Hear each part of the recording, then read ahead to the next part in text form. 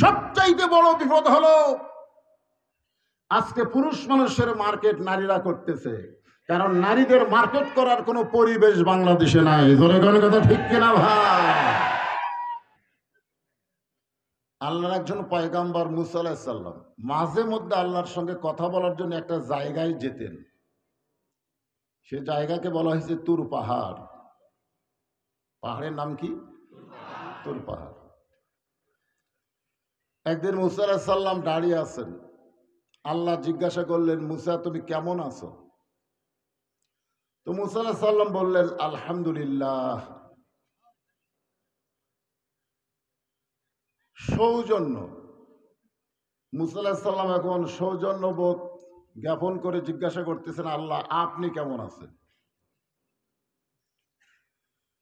তো মুসা আলাইহিস সালাম আলহামদুলিল্লাহ বলে তার ভালো থাকার কথাটা আল্লাহকে জানাইছেন। কিন্তু আল্লাহ এখন কি উত্তরে বলবে? আল্লাহকে আলহামদুলিল্লাহ বলবে না। হ্যাঁ, আল্লাহ বলতেছেন, মুসা আমি আল্লাহ কেমন আছি যদি জানবার চাও, দেখবার চাও, জানবার চাও এবং দেখবার চাও, তাহলে ইযহাব ইলা ফিরাউন ইন্নাহু তাগা। আমি আল্লাহ কেমন আছি যদি দেখবার চাও, তাহলে ফিরাউনের কাছে যাও। কার কাছে? ইন্নাহু তাগা। ফিরাউন তাগুতকে গ্রহণ করেছে। তাগুত। আমাদের বাংলাদেশে যে আইন চলতেছে, মানুষ যে পরিবেশে চলতেছে, এই পরিবেশকে কোরআনের পরিবেশ বলা হয় না, এটাকে বলা হয় তাগুত। তাগুত শব্দের বাংলা অর্থ হলো সীমা লঙ্ঘনকারী। কি লঙ্ঘন? সীমা লঙ্ঘন। জিজ্ঞাসা করা হচ্ছে, ভাই খবর কি? বলে আলহামদুলিল্লাহ। যা দেখতেছেন এই সাইডে সব আমার, এই সামনে যা দেখতেছেন ওগুলো আমার, বাম সাইডে যা দেখতেছেন আমার বড় ভাই, পিছনে হলো আমার বাপ চাচা। তো সবই যদি তোমাকে হয় আল্লাহর, বলতেছে আল্লাহটা দেখতে গেলে 2 মিনিট হাঁটা লাগবে। কয় মিনিট? 2 মিনিট হাঁটার পরে মসজিদের সামনে গিয়ে বলতেছে, এখানেও আল্লাহর কিছু ছিল না, আমার চাচা 10 শতক আল্লাহকে দান করছে, আর আমরা টাকা পয়সা দিয়ে আল্লাহকে ঘর বানিয়ে দিছি। ফেরেশতারা বলতেছে, আল্লাহ এটা কোন দেশ? যে দেশে তোমার কিছুই নাই, ওর চাচা দান করলে তোমার হয়, আর ওরা টাকা পয়সা দিয়ে ঘর বানিয়ে দেয়, এই দেশের নাম কি? আল্লাহ বলতেছে, ওই দেশের নামই হলো বাংলাদেশ। এই বাংলাদেশে সবচাইতে গরিব হচ্ছেন আমাদের আল্লাহ।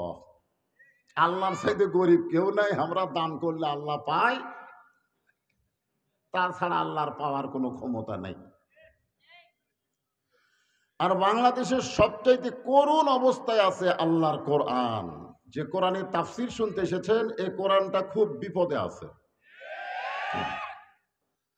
কারণ বাংলাদেশে কোরআনের হক কথা, সত্য কথা, এই কথা বলতে গিয়ে অনেক জায়গায় বাধা। যেরকম ঠিক কিনা? তো এখন জিজ্ঞাসা করতেছেন, হুজুর আপনি কেমন আছেন? আমি এখন কি বলি? আমার আলোচনার ভিতর দিয়ে বুঝতে পারবেন যে হুজুর কেমন আছে। আলহামদুলিল্লাহ। যে আল্লাহ দয়া করে শারীরিক সুস্থতা দান করে আজকের জান্নাতের বাগানে কবুল করলেন, আমরা সে আল্লাহর উপর খুশি না বেজার? তাহলে জবান খুলে সমস্বরে বলবো, রব্বানা লাকাল হামদ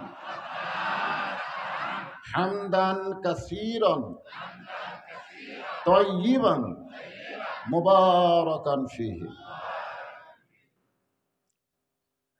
আমাদের বগুড়াতে মানুষ মারা গেলে এই মরার খবর শুনে সকলে বলে, ইন্না লিল্লাহি ওয়া ইন্না ইলাইহি রাজিউন। আপনাদের চাপাইয়ের খবর কি? একই খবর। সে যে দলেরই মুসলমান মরুক, বাংলাদেশের সমস্ত মুসলমান এক দল করা দরকার। ধরে কোন কয় দল? কিন্তু আমরা তো এক দল করি না, বহু দল। ঠিক কিনা বলেন?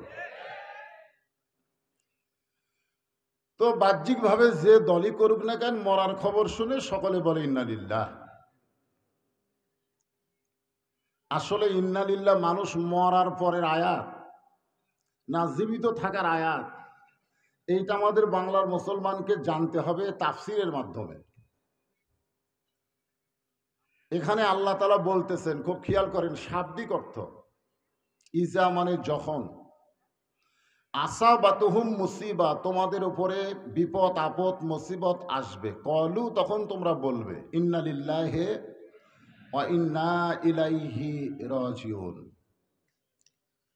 এখন আপনারা বলেন তো, বিপদ আপদ মুসিবত আসলে আল্লাহ যে আয়াত বলার জন্য আমাদেরকে হুকুম করেছেন, কলু মানে কি? কলুর ফাইল কে? আল্লাহ। জোরে বলেন কে? আল্লাহ যখন বলবে কলু, তখন ওইটা আমাদের জন্য বলা ফরজ, বলতেই হবে। আল্লাহর হুকুম কি? ফরজ। আল্লাহর হুকুম কি? তো যে আয়াত হচ্ছে বিপদ আপদ মুসিবতের জন্য, মানুষ মারা গেলে আমরা সে আয়াত পড়ি, কারণ কি? আসলে বর্তমান পরিবেশে বাংলাদেশের জন্য মরা বিপদ না বাঁচা বিপদ? না, এটা আগেই বলেন না, আগে আমাকে জানা লাগবে। এখন ঠিক কিনা?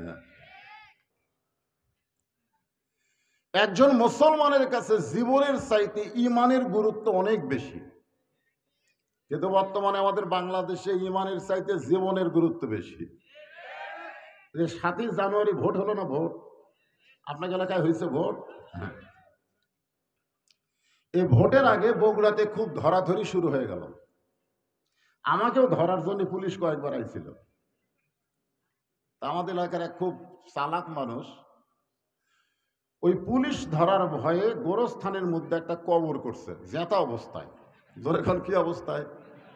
জেতা অবস্থায় কবর করে ওই কবরের নিচে খ্যাড় বিছাইয়া তার উপর কম্বল দিয়া ও ল্যাব গাওয়ার দিয়ে আরামে ঘুম পাড়ে। মাঝে মধ্যে মোবাইল করে ভোরে কয় খবর কি? বলে আপনি কেমন আছেন? আলহামদুলিল্লাহ। আপনারা বলেন তো ও কেমন আছে? বলছে আলহামদুলিল্লাহ। বলে খবরদার যেখানে আসেন ওখানেই থাকেন, বাড়িতে ধর আসেন না। সন্ধ্যা থেকে এ পর্যন্ত 3বার পুলিশ আইছে। ও বলতেছে এমন এক জায়গায় আছি পুলিশের বাপেরও ক্ষমতা নাই যে আমার ধরে, কারণ জেতা অবস্থায় কেউ গোরস্থানে যায় না। ধরে কোন কথা ঠিক কিনা? ও জীবিত অবস্থায় কবরের মধ্যে শুয়ে আছে। এখন আপনারা বলেন আমরা মরার পরে কবরে যাই আর ওই জেতা অবস্থায় আছে। মনে করেন এটা বোঝানোর জন্য বলতেছি, আল্লাহ আজরাইলকে বলতেছে পুলিশের পোশাক পরে ওর কাছে যা। তো আজরাইল পুলিশের পোশাক পরে কবরে এসে বলতেছে কেরে ভাই খবর কি? ও লাভ ধরে বলতেছে এই জায়গায় তো পুলিশ খবর জানার কথা না, তুই কেমনি জানলি? তখন বলতেছে ভাই আমি পুলিশ না, আমি হলাম আজরাইল। তখন বলতেছে ইন্না লিল্লাহ। বর্তমান বাংলাদেশে এমন পরিবেশ চলতেছে মানুষ পুলিশ ধরার চিন্তা করে কিন্তু আজরাইল ধরার চিন্তা করে না। জোরে কোন কথা ঠিক কি না? আপনারা বলেন তো আসল ধরা কোনটা?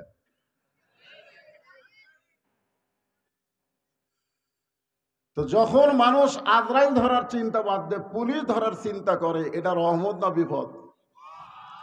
বাড়ি ঘরে থাকতে পারে না, গোরস্থানে যত অবস্থায় থাকে, এটা কি রহমত না বিপদ? যখন আমাদের প্রতিবেশী ভারত বাবরি মসজিদ ভাঙ্গা ওই জায়গায় রাম মন্দির বানালো, আপনারা বলেন তো মন্দির বানানোর জায়গা কি ভারতে নাই? এখানে আছে না নাই? কিন্তু 400 বছরের পুরাতন মসজিদ ভাঙ্গা ওই জায়গায় রাম মন্দির বানায় কি বুঝাইল? ভারত মুসলমানের বন্ধু না শত্রু? বাংলাদেশের আমরা যদি মুসলমান হই ভারতকে কোনোদিন বন্ধু মানতে পারবো না। জোরে কোন কথা ঠিক কিনা? আমাদের বাংলাদেশে যারা নামাজ পড়ে না ওরা দুইজন একদিন গন্ডগোল লাগে বলতেছে বিশ্বাস যদি না করিস মসজিদ চকমস। আমি কইলাম কে রে ভাই নামাজ পড়িস? নামাজ না পড়লে কি হবে হুজুর, মসজিদ আল্লাহর ঘর। যারা নামাজ পড়ে না তারাও বিশ্বাস করে মসজিদ আল্লাহর ঘর। বাংলাদেশের কোন মসজিদ যদি কেউ ভাঙতে আসে নামাজের আগে বেনামাজিরা বাধা দিবে। জোরে কোন কথা ঠিক কিনা? আজকে আল্লাহর ঘরের জন্য ফিলিস্তিনে পর্যন্ত 30,000 মুসলমান জীবন দিয়েছে। যারা বলেন কথা ঠিক। বাংলাদেশের মুসলমান ঈদের আনন্দে যখন ব্যস্ত, ফিলিস্তিনের মুসলমান ঈদের দিনে গুলি খেয়ে 122 জনকে তারা হত্যা করেছে শুধুমাত্র আল্লাহর ঘর বাঁচানোর জন্য। জোরে কোন কথা ঠিক কিনা? আজকে 400 বছরের পুরাতন বাবরি মসজিদ ভাঙ্গা তোমরা রাম মন্দির বানালা, আর ওই ভারতের চ্যানেল স্টার জলসা, জি বাংলা বাংলাদেশে যদি চালু থাকে, আর আমাদের মা বোনেরা যদি ওই ভারতের চ্যানেলগুলো দেখে, এটা কি আল্লাহ রহমত না বিপদ? ইন্নালিল্লাহ কসেন কোনদিন? ও মরে গেলে।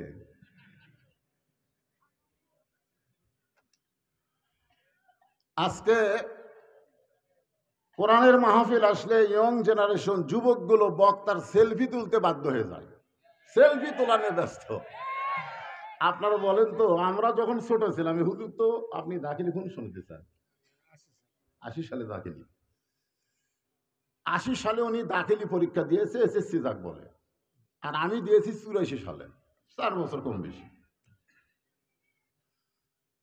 আমরা ছোটবেলায় বলতাম ছবি তোলা হারাম। ছবি তোলা কি?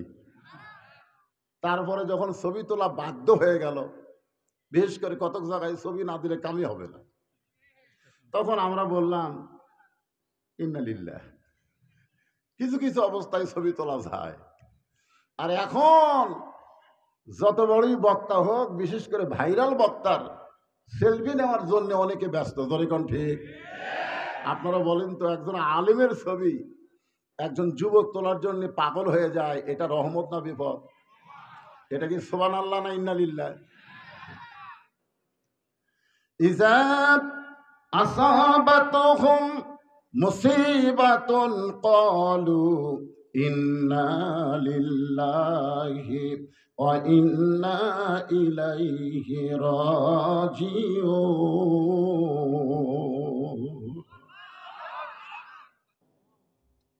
এখন আপনাদের কাছে আমার কিছু প্রশ্ন, তারপরে আলোচনা শুরু হয়ে যাবে। আজকে তাফসীর হবে ইন্নালিল্লাহর উপর, যেটা মানুষ মরার পরে আমরা পড়ি আজকে জাতা অবস্থা, এটা জানার দরকার আছে না নাই? আপনারা বলেন তো, যেই কোরআনের ওয়াজ আপনারা শুনতেছেন, তাফসীর শুনতেছেন, এই কোরআন কি শুধু শোনার জন্যে? খালি শোনার জন্যে যে বক্তা ওয়াজ করবে তোমরা কোরআন শুনবে, এর বাহিরে আর কোনো কাম নাই? কোরআনের আলোচনা চলবে, কোরআনের সমাজ চলে না। এটাই হলো মুসলমানের সবচাইতে বড় বিপদ। জোরে বলেন কথা ঠিক কিনা? কোরআন সওয়াব হবে, প্রতি অক্ষরে অক্ষরে 10টা করে নেকি হবে, এইটা ভালোই বিশ্বাস করে, কিন্তু কোরআনকে বাস্তব জীবনে গ্রহণ করা লাগবে, এইটা অনেকেরই জানাই নেই। আমি অনেক আলেমকে বলছিলাম, হুজুর আমার যারা ওস্তাদ, এই শোনেন, তাদেরকে আমি জিজ্ঞাসা করলাম যে মানুষ মরার পরে আমরা ইন্নালিল্লাহ বলি কেন? তো বলতেছে সবাই বলে, আমরাও বলি। আচ্ছা, এটা কোনো দলিল হলো? আজকে তারাবি 8 রাকাত না 20 রাকাত, এই নিয়ে কিন্তু ডিবেট হয়ে গেল। জোরে কোন কথা ঠিক কিনা? আরে, যে মুসলমান সম্পর্কে আল্লাহ ফরজ করেছে, ওয়াতাসিমু বিহাবলিল্লাহি জামিআ ওয়া লা তাফাররাকু, তোমরা একতাবদ্ধ হও, তোমরা বিচ্ছিন্ন হও না। তারাবির নামাজ ফরজ না, ওয়াজিব না, সুন্নত নামাজ নিয়ে আজকে মুসলমানের মধ্যে কি হলো? ডিবেট হলো। জোরে কোন ঠিক? এটা কি রহমত না বিপদ? রহমত।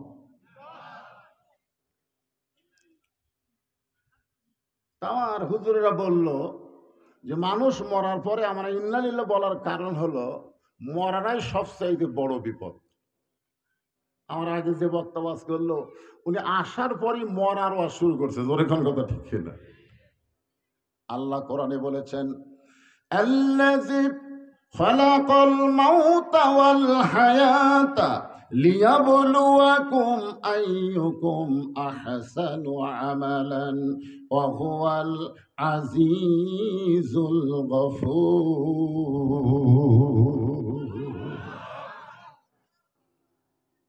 আল্লাহু আকবার সবাই বলতে পারবে না। আমাদের বাংলাদেশে বড় কিছু দল আছে, ওই দলে বহু স্লোগান আছে, কিন্তু আল্লাহু আকবার স্লোগান নাই।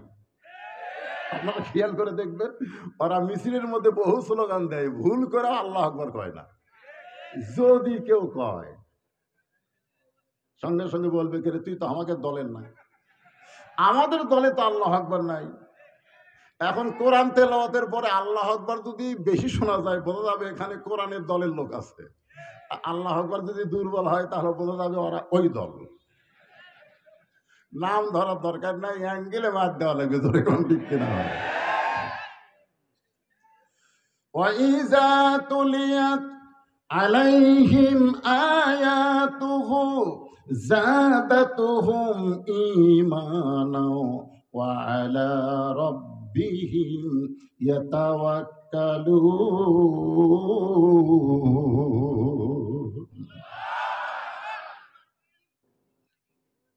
এই হুজুররা মনোযোগ দাও, কালকে যুবকদের বক্তা ওয়াজ করে গেছে, তে আজকে বুড়াকের বক্তা হয়েছে।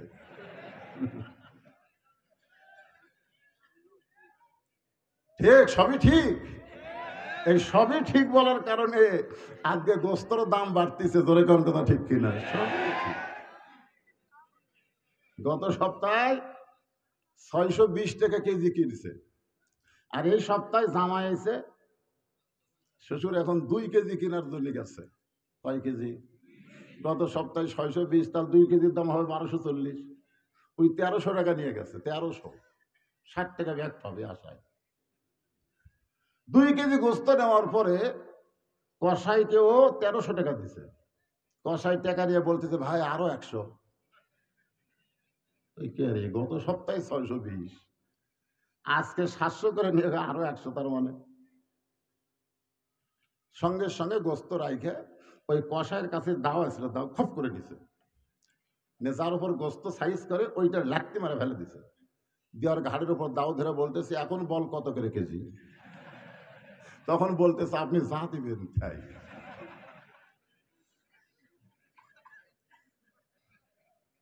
অন্যায়ের প্রতিবাদ করার দরকার আছে না? না, বাংলাদেশে প্রত্যেকটা মুসলমানের জবান বন্ধ হওয়ার কারণে জালেমের জুলুম দিন দিন বাড়তিছে, জোরে কোন কথা ঠিক কিনা?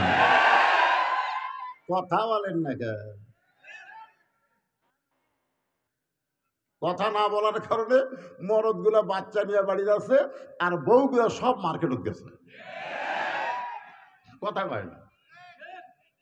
বউ কইছে, তোমার জিনিস আমার পছন্দ হয় না, আমি নিজের জিনিস নিজেই কিনবো। এখন 6 মাসের বাচ্চা বাপের হাতে দিয়ে ও মার্কেটে চলে গেছে। এখন বাচ্চাকে নিয়ে বাপ কি করে, 1 ফিটার দুধ দিয়ে গেছে, মা যখনই কান্দে মুখত ধরো। বাচ্চা যখন কান্দে বাবা তখন মুখত ধরে, বাচ্চা আরো জোরে কান্দে। আমি সন্তানের কান্না থেকে বাপরে কইলাম, তুমি যতই চেষ্টা করো পারবা না, কারণ তুমি বাপ। বাবায় আনন্দে মাতিয়া সাগরে ভাসাইয়া সেই যে চইলা যায়, খবর লয় না। মাজন ধরিয়াই উদরে কত কষ্ট করে, 10 মাস পরে পায় প্রসবের বেদনা। এমন দরদি ভাবে কেউ হবে না আমার মা গো। আমি বললাম, মায়ের কাছে দাও। ও তখন বলে, হুজুর আর মা তো নাই। আমি বললাম, কবে মরছে? মরেনি হুজুর। তো তাহলে কোথায়? বলে মার্কেটে গেছে। তা আমি কইলাম, এই বাচ্চাটাকে সঙ্গে করে নিয়ে গেলেই তো হতো। বাপ বলতেছে, হুজুর আপনি জানেন না মার্কেটে এত ভিড়, ভিড়ের ঠেলায় আমার বাচ্চা যদি মরে যায়, এই জন্যে মরণ থেকে বাঁচার জন্য বাচ্চা আমারে দিয়া বউ আমার মার্কেটে গেছে। আমি করলাম, ভিড়ের ঠেলা বাচ্চা মরবে, এটা তোমার বিশ্বাস হয়? 100 ভালো হয়। তাহলে ভিড়ের ঠেলায় যদি বাচ্চা মরে, ভিড়ের ঠেলায় তোমার বইয়ের খবর কি? চুমকটে বলতেছে, হুজুর এই চিন্তা তো করিনি। মরদ বউরে মার্কেটে পাঠাইয়া তুমি বাচ্চা নে বাবু, তো করতিস। সবচাইতে বড় বিপদ হলো আজকে পুরুষ মানুষের মার্কেট নারীরা করতেছে, কারণ নারীদের মার্কেট করার কোনো পরিবেশ বাংলাদেশে নাই। ধরে কোন কথা ঠিক কিনা ভাই? আসুন, ইন্না লিল্লাহ কি, এর তাফসীর আমি আপনাদের কাছে শুনাইতেছি। হুজুররা বললেন মরাটাই হলো সবচাইতে বড় বিপদ। এ কারণেই মরার খবর শুনে আমরা ইন্না লিল্লাহ বলি। আল্লাহর একজন মস্ত বড় পয়গম্বর, নাম কি? মুসা কালিমুল্লাহ। ধরে বলেন নাম কি?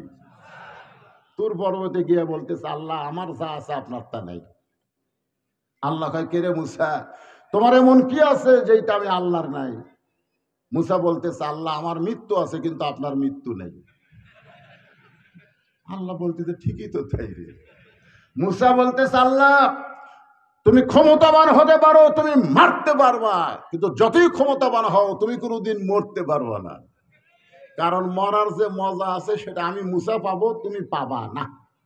মরার কি আছে? মজা। মজা ধরে কোন কি? কুল্লু নাফসিন যায়িকাতুন। যায়িকা শব্দের অর্থ হলো স্বাদ। আল্লাহ বলে, মুসা মৃত্যু তোমার কাছে কেমন মনে হয়?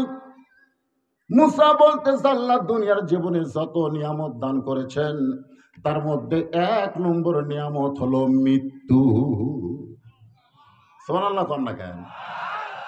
দুনিয়াতে আমাকে আপনি যত নিয়ামত দান করেছেন তার মধ্যে 1 নম্বর নিয়ামতের নাম কি?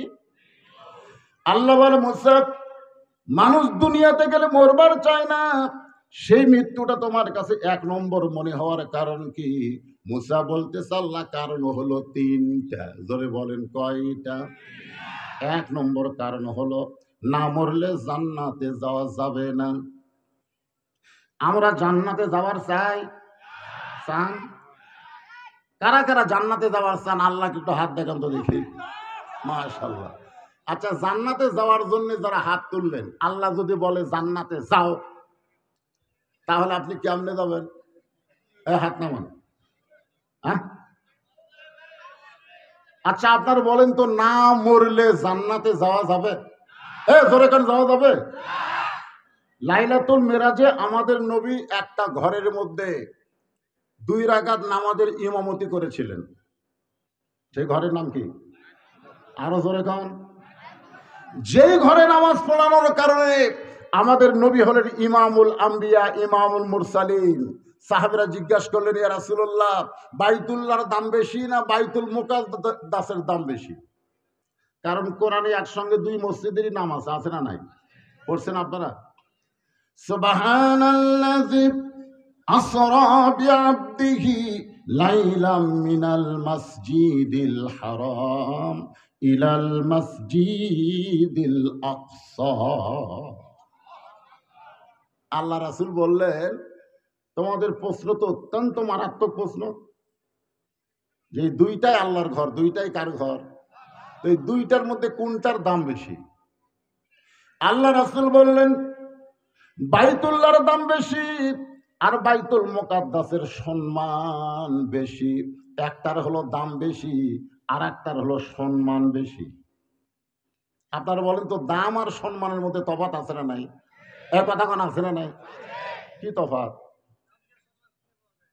না, এমপি সাহেবের দাম বেশি, ইমাম সাহেবের সম্মান বেশি। জুমার দিনে মসজিদে এমপি গেছে, একটা মুসল্লিও কয় না এমপি সাহেব আপনি মেহরাবের মধ্যে যান, কেউ কয় না। সবাই বলে এমপি সাহেব কাতার সোজা করেন। ইমাম সাহেব সামনে গিয়ে চিন্তা করে, এমপি রে, টাকা মারা খায় খায় তোর পেট আর উড়াত মোটা করছিস, আজকে রুকুর মধ্যে তো সাইজ কর্ম। তোর এখন কথা ঠিক। কোন নেতাকে যদি সাইজ করবার চান তো লম্বা রুকু দিবেন, লম্বা রুকু। পেটও মোটা, উড়ে তো মোটা। এখন ইমাম সাহেব আস্তে আস্তে টানে টানে পড়তেছে, সরব্বেল আজিম, সুবহান রব্বিল আজিম। এমপি খালি মাজা কষায়। ইমাম কয়, তোর দাম আছে কিন্তু সম্মান নাই। বাইতুল্লাহর দাম বেশি আর বাইতুল মুকাদ্দাসের সম্মান বেশি। কারণ বাইতুল্লাহর মধ্যে সমস্ত নবী রাসূল ঢোকে নাই, আর বাইতুল মুকাদ্দাসের ভিতরে সমস্ত নবী রাসূল আল্লাহর নবীর পিছনে ইক্তেদা করেছে। ফেরেশতা জিবরাইল বললেন, ইয়া রাসূলুল্লাহ, আপনার পিছনে যারা নামাজ পড়লো আপনি কি তাদের চিনেন? আল্লাহ রাসূল বলে, আমি তো কাউরে চিনি না। বলে, সমস্ত নবী রাসূল আজকে আপনার পিছনে ইক্তেদা করছে। রাসূল বললেন, আমি একটু সবাইকে দেখবার চাই। জিবরাইল বললেন ঠিক আছে, তাহলে উঁচু জায়গাতে আপনি দাঁড়ান, এখান থেকে সবাই নবীর দেখেন। আল্লাহ নবী একটা উঁচু জায়গায় দাঁড়িয়ে সমস্ত নবী রাসূলের চেহারার দিকে তাকায় থাকলে নবী দেখতেছে সবার চেহারা থেকে আলো আসতেছে, কিন্তু একটা নবীর চেহারার মধ্যে কোনো আলো নাই। সমস্ত নবী রাসূলের চেহারা কি আলো, কিন্তু একটা নবীর চেহারায় আলো নাই। নবী বললেন ভাই জিবরাইল, ওই নবীর চেহারায় আলো নাই কেন? বলে আপনি তাকে কাছে ডাইকা জিজ্ঞাসা করেন। আল্লাহ রাসূল কাছে ডাক দিয়ে বললেন ভাই আপনার নাম কি? বলে আমার নাম হলো ঈসা। আমার নাম কি? ঈসা আলাইহিস সালাম। তো সমস্ত নবীর চেহারা দিয়ে আলো বের হয়, আপনার চেহারার মধ্যে আলো নাই কেন? ঈসা বলতেছে সমস্ত নবীরা আপনার পিছনে নামাজ পড়েছে জান্নাত থেকে এসে, কিন্তু আমি জান্নাত থেকে আসতে পারি নাই। আল্লাহ নবী বললেন সমস্ত নবী রাসূল জান্নাত থেকে আমার পিছনে এসে নামাজ পড়লো, আর আপনি জান্নাত থেকে আসতে পারলেন না কেন? ঈসা বলতেছে এখন আমার মরণ হয়নি, না মরলে জান্নাতে যাওয়া যাবে না, তাহলে জান্নাতে যাইতে গেলে আমাদের মরতে হবে। জোরে কোন কি করা লাগবে? এই সবাই একটু গলা সাইজ করেন। আমি যেই বলবো জান্নাতে যাইতে গেলে কি চাই, আপনার বলবেন মরতে চাই। বলতে পারবেন না ভাইজান? জান্নাতে যাইতে গেলে কি চাই? আরো জোরে জোরসে বলুন। মরতে চাই, মরতে চাই মিছিল যদি বাংলার মুসলমান করতে পারে, একটা পুলিশও মুসলমানের সামনে দাঁড়ানোর সাহস পাবে না। জোরে কোন কথা ঠিক করে। কিন্তু সবাই খালি বাঁচতে পারছে, এই বাঁচার জন্য বাতিলের সাথে আপোষ করে ভাই রে বাঁচা লাগবে ভাই, জীবন বাঁচার খরচ রে। এটা এমন একটা কিতাব রে ভাই, যেই কিতাবের প্রথমে আল্লাহ বলেছেন ইকরা বিইসমি রাব্বিকাল্লাযী খালাক খালাকাল ইনসানা মিন আলাক। মুসা বলতেছে আল্লাহ মৃত্যুকে পছন্দ করার এক নম্বর কারণ হলো না মরলে জান্নাতে যাওয়া যাবে না। আমরা সকলেই রমজান মাসে দোয়া করেছি আল্লাহুম্মা ইন্না নাসআলুকাল জান্নাতা ওয়া নাউযু বিকা মিনান নার। আল্লাহ তোমার জান্নাত আমরা সাইল করতেছি, প্রার্থনা করতেছি, তোমার জাহান্নাম থেকে আমরা মুক্তি চাই। আমরা সকলে জান্নাত চাই কি চাই না? জান্নাতে যাইতে গেলে আমাদের করণীয় কি? হে জোরে কোন কি করণীয়? ও মরাটাই করণীয়। হাই রে, জান্নাতে যাইতে গেলে আমাদের কি করতে হবে? ছোট্ট একটা আয়াত আমি আপনাদের শোনাই, আগে শোনেন, আগে আয়াতটা শোনেন। আল্লাহ বলতেছেন ইয়া আইয়ুহাল্লাযীনা আমানু তাকুল্লাহা হাক্কা তুকাতিহি ওয়া লা তামুতুন্না ইল্লা ওয়া আনতুম মুসলিমুন। আল্লাহ বলতেছে ততক্ষণ পর্যন্ত মৃত্যুবরণ করো না, যতক্ষণ পর্যন্ত মুসলমান না হবে। মরতে হবে মুসলমান হয়ে। জোরে বলেন কি হয়ে? এখন মুসলমান শব্দের অর্থ কি? আল্লাহ কোরআনে বললেন ওয়ামাইয়াবতাগি গায়রাল ইসলাম দীনান ফালাই ইউকবালা মিনহু। ইসলাম ছাড়া অন্য কোনো ধর্মকে যদি গ্রহণ করে, আল্লাহ বলেছেন সেইটা কখনোই কবুল করা হবে না। ইন্নাদ-দীনা ইনদাল্লাহিল ইসলাম, আল্লাহর কাছে একমাত্র পছন্দনীয় জীবন ব্যবস্থার নামই হলো, সবাইকে জবান খুলে বলতে হবে, নাম কি? হ্যাঁ, এই যে মাঝে মাঝে ওঠা বসা করা, কি শুনবেন? ওয়াজ শুনবেন না তাফসীর শুনবেন? এই ওয়াজ শুনবেন না তাফসীর শুনবেন? সবই পারি। যদি কোন হুজুর বলে তাফসীর টাফসীর বুঝি না, মারেন ওয়াজ। ইন্না লিল্লাহর উপর তাফসীর ওয়াজ দুটোই হবে। এ ঘন ঘন পেশাব কার লাগতেছে? ঘন ঘন পেশাব লাগে কার? আল্লাহ কোরআনকে লক্ষ্য করে বলেছেন অনুনাজ্জিলু মিনাল কোরআনি মা হুয়া শিফাউন ওয়া রাহমাতুল লিল মুমিনিন। মুমিনদের জন্য এই কোরআনকে যাবতীয় রোগের ঔষধ হিসাবে, শেফা হিসাবে আল্লাহ নাজিল করেছে। জোরে করে সুবহানাল্লাহ। তাহলে সেই কোরআনের তাফসীর শুনতে পেশাব লাগতেছে।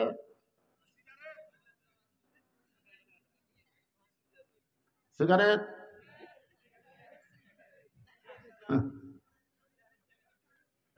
এই কোরআনের তাফসীর শুনতে শুনতে যে কোনো অজুহাত নিয়ে যারা উঠবেন আল্লাহ ভালো জানেন, জোরে কোন ঠিক কিনা?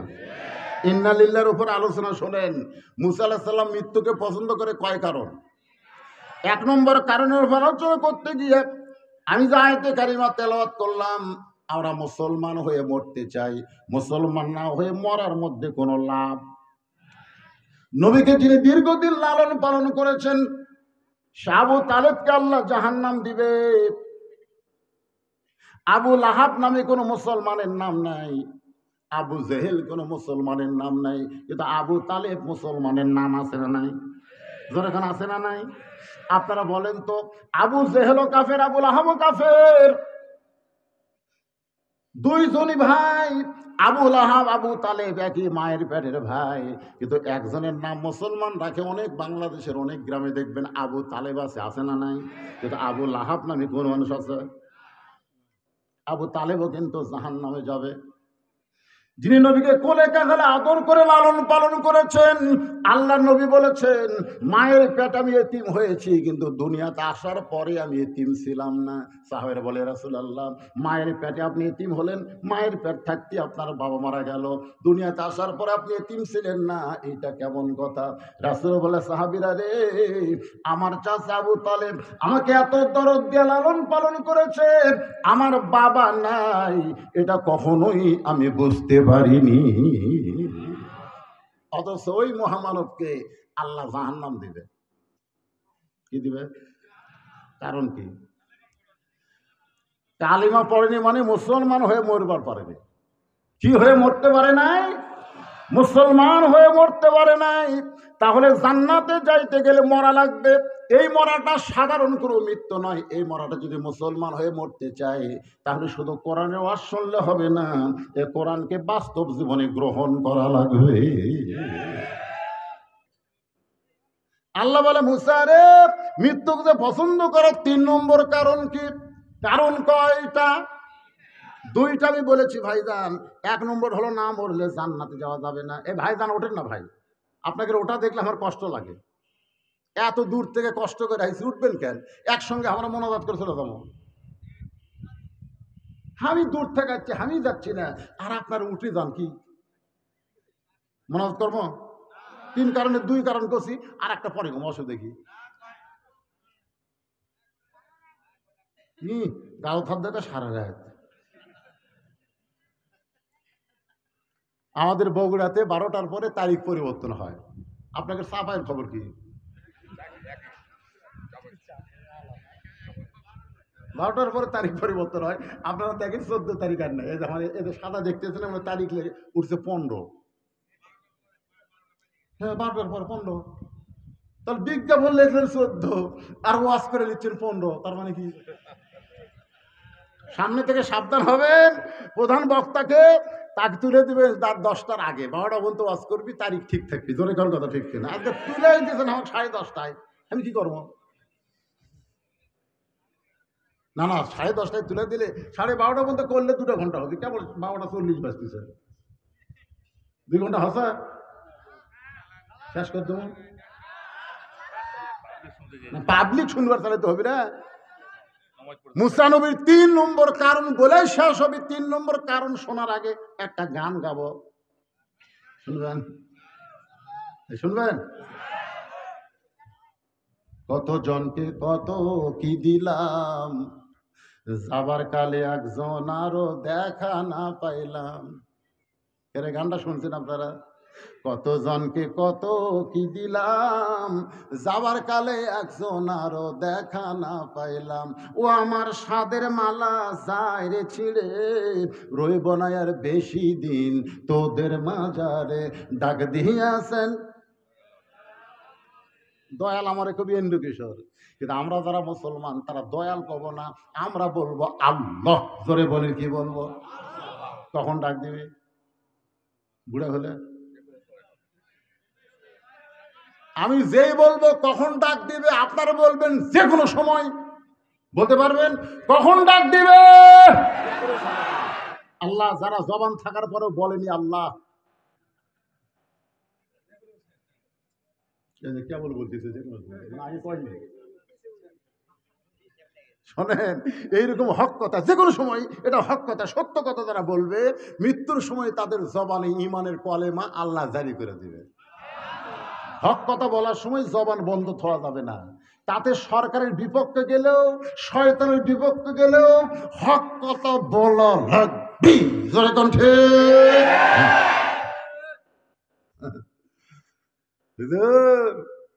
চাপায় ওয়াজ করে এসে চাপা মারতেছি, পুলিশ কিন্তু চাপার দিই না। আর বউ আমার কয় দেখে শোনা ওয়াজ করবে। কি দেখবো রে? বলে পুলিশের গাড়ি, র্যাবের গাড়ি যদি থাকে তেল তেল আওয়াজ করবে। আমি বইয়ের কপালে চুমা খেলাম। বউ কয় ও আমার কথা পছন্দ হয়েছে। বললাম না। তো চুমা খাইলেন কেন? বলে চুমা খেলাম এই কারণে, তোর সঙ্গে আমার দেখা নাও হতে পারে। বউ সোম করে বলতে যে পুলিশ ধরলেও তো 2-3 মাস পরে আসবেন, অসুবিধা কি? আরে পাগলি যদি আজরাইল ধরে। বউ কান্না শুরু করে দিচ্ছে। কান্দিস কেন? কই কে কথাটা আমি কোনোদিন মনে করিনি। ভাই রে, আজকে যারা প্রকৃত আলেম হবে তারা পুলিশ ধরার টেনশন করবে না, তারা আজরাইল ধরার টেনশন করবে। জোরে কোন কথা ঠিক? একটু মনোযোগ দা কথাগুলো শুনবেন। মুসা নবী মৃত্যুকে পছন্দ করার 3 নম্বর কারণ বলার আগে আমি একটা গান গাইলাম, আপনারা গানটা ভালো মতো বোঝেন নাই। ডাকে দিয়াছেন আল্লাহ আমারে, রইব না আর বেশি দিন তোদের মাজারে, চলতে পথে 2 দিন। ধরে বলেন কয় দিন? তারই মশান 5 তলা তুটে 1.5 লাখ টাকার খাট, মাঘ মাসে ঠান্ডার সময় 12,000 টাকার কম্বল ওরে তামানি দিয়ে বলতেছে আমার বাড়ি, আমার ঘর, আমার নামাইকে। 2 কান্ত দিয়ে ফেরেস্তা বলতেছে আল্লাহ, ঘুমের আগে বলা লাগবে আল্লাহ আমার বিসমিকা আমু তো আহিয়া, আর ই বলতেছে আমার বাড়ি, আমার ঘর, আমাক নামাইকে। একে ঘুমের দোয়া জানে না।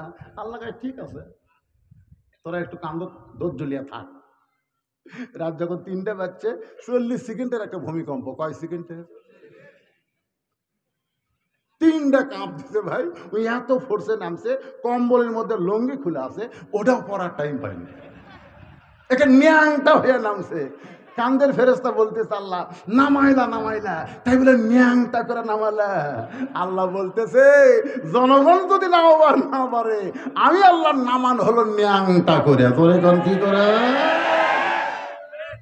তো ইজ্জু মান্তাসা তুযিল্লু মান তাশা বিয়াদিকাল খায়র ওয়া হুয়া আলা কুল্লি শাইইন কাদির। সম্মান দেওয়ার মালিক কে? সম্মান দিয়ে 5 তলা তোলার মালিক কে? তুযিল্লু মান তাশা, ন্যাংটা করে নামানোর মালিক কে? ভালো মন্দর মালিক কে? সমস্ত ক্ষমতার মালিক কে? তাহলে মৃত্যু কখন হবে? যে কোনো সময় যদি মৃত্যু হয়। কারা কারা ফজর পড়বেন না হাত তোলেন।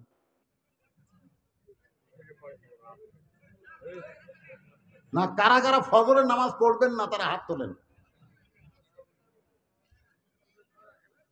এই মাহফিল কমিটির ভাইরা শোনেন, এই মাহফিল কমিটির ভাইরা, এ হাজার হাজার মানুষ, একটা মানুষও বললো না যে ফজরের নামাজ পড়বো না, সবাই হাত দেওয়া চলছে। তার মানে সবাই ফজর পড়বি।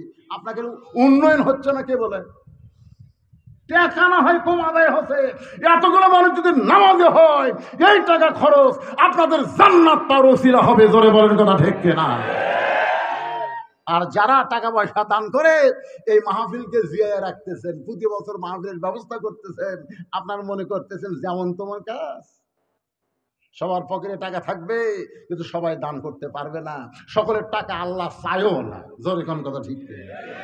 দেখবেন মসজিদের দান বাক্স যখন মুখের সামনে দিয়ে যায়, যায় না ভাই? যান পকেটে টাকা আছে, তারপর এত জোরে ঠেলা মারছে, 3 জন পার হয়ে গেছে। এরা 3 জন বলতেছে আল্লাহ তোর হাতত রহমত করছি রে। কান্দের ফেরেস্তারা বলতেছে আল্লাহ এর পকেট ভরা টাকা আছে, এরপরে দান বাক্স ঠেলা মারছে, এর লক্ষণ কি? আল্লাহ বলে মসজিদের দান বাক্স ঠেলা মারেনি, ওই আমার জান্নাত ঠেলা মারছে। জান্নাত। আজকে মুখের সামনে চাদর গেল, আপনি 10টা টাকাও দিতে পারলেন না, তার মানে আপনি ইচ্ছা করে জান্নাতকে ঠেলা করলেন। জোরে কোন ঠিক কিনা কথা? তো যাক, আমি আপনাকে বোঝানোর জন্য বলতেছি, ইন্না লিল্লাহি ওয়া ইন্না ইলাইহি রাজিউনের তাফসীর ব্যাখ্যা। আমরা যারা এখানে বসে আছি, আমরা ক্ষণস্থায়ী জীবনকে পছন্দ করি না চিরস্থায়ী? তো চিরস্থায়ী জীবনকে যদি পছন্দ করি, তাহলে ক্ষণস্থায়ী দুনিয়া থাকা যাবে। এখন স্বামীর ক্যান্সার 2 মাস পরে মরবে, বউ এখন স্বামীর কাছে গিয়ে বলতেছে, আল্লাহ আমার হায়াত স্বামীকে দাও, স্বামীর মৃত্যু আমাকে দাও। স্বামী বলতেছে, তুই একটা ভালো বউ রে, কিন্তু আমার হায়াত নেই। তোর মতন বউ পাওয়া হলো ভাগ্যের ব্যাপার।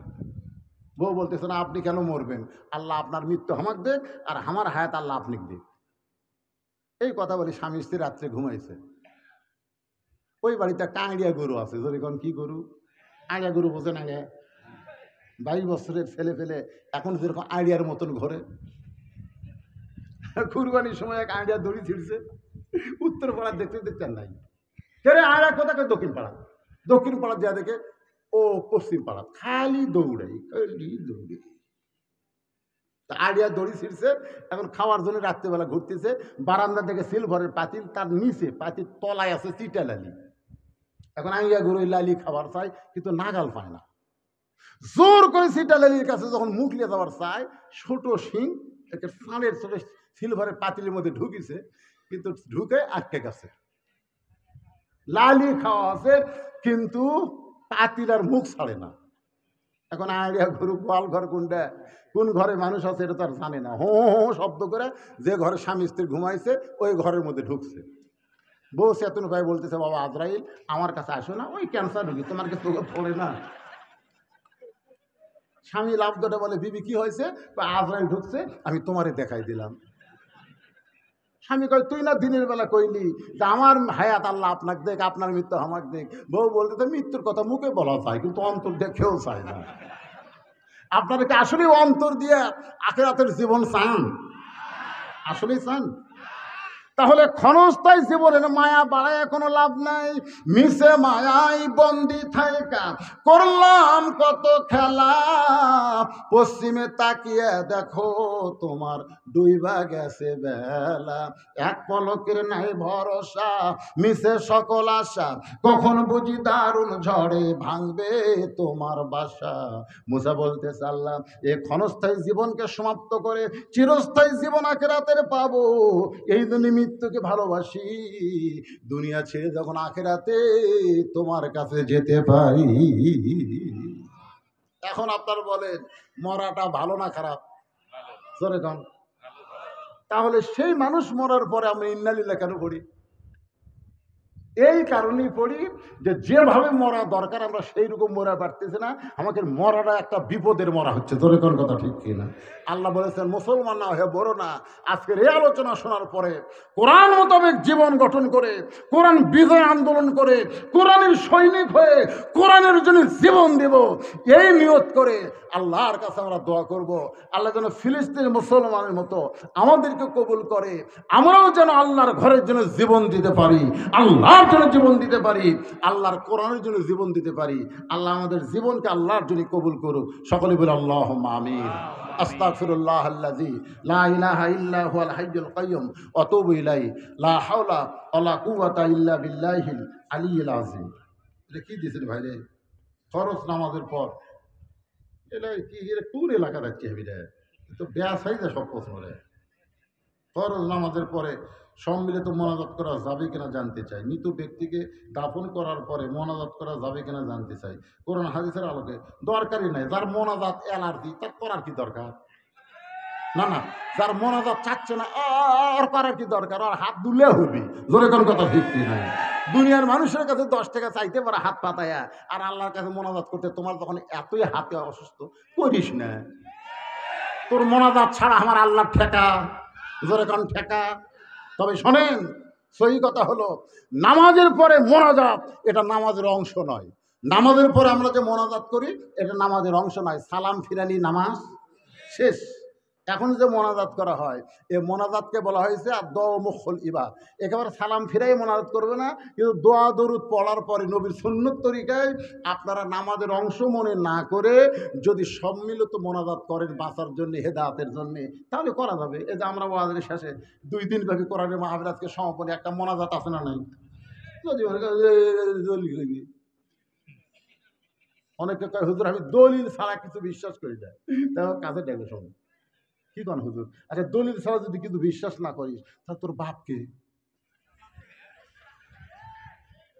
আমি তাকে আব্বা ডাকি, তুই তাকে আব্বা ডাকি, সেটা তোর বাপ, তার দলিল কি?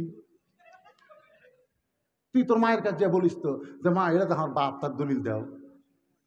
ওই এখন মায়ের কাছে বলতেছে মা তাকে আব্বা বকরে ডাকি, এটা আমার বাপ, 100 বার তোর বাপ, দলিল দাও।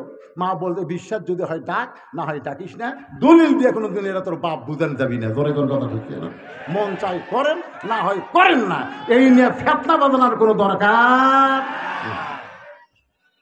কিসের ফেতনা রে? মোনাজাত কি ফরজ নাকি? মোনাজাত কি ওয়াজিব নাকি?